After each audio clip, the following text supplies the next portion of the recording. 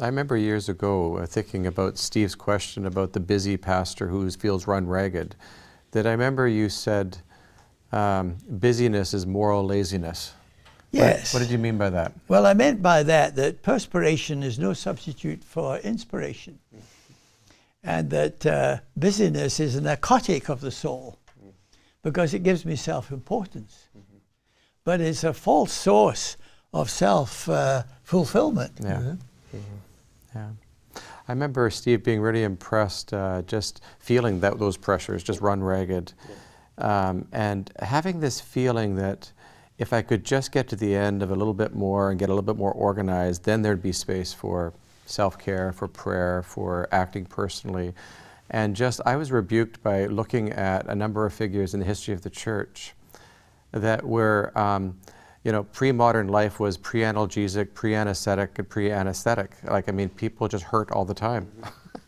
And realizing that, you know, somebody like Richard Baxter and his ministry and that Jim referred to, well, most of the time he's tubercular, coughing up blood and so on. And the same is true for, you know, a contemplative like Teresa of Avila or Bernard of Clairvaux. These are busy people carrying enormous pressures.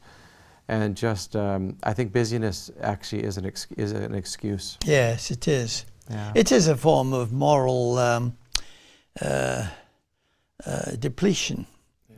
And so I never was busier because of my wife with her dementia, and I'm solely her care. And so I have to be with her all the time. But at the same time, I've never been more relaxed. Because I think what transforms the workaholic into a meditative Christian is praying in the midst of everything you do. Yeah. That you pray without ceasing. And so that meditative spirit that you have conjoined with all the pressures that you're doing day by day gives you a whole different paradigm in the way of living.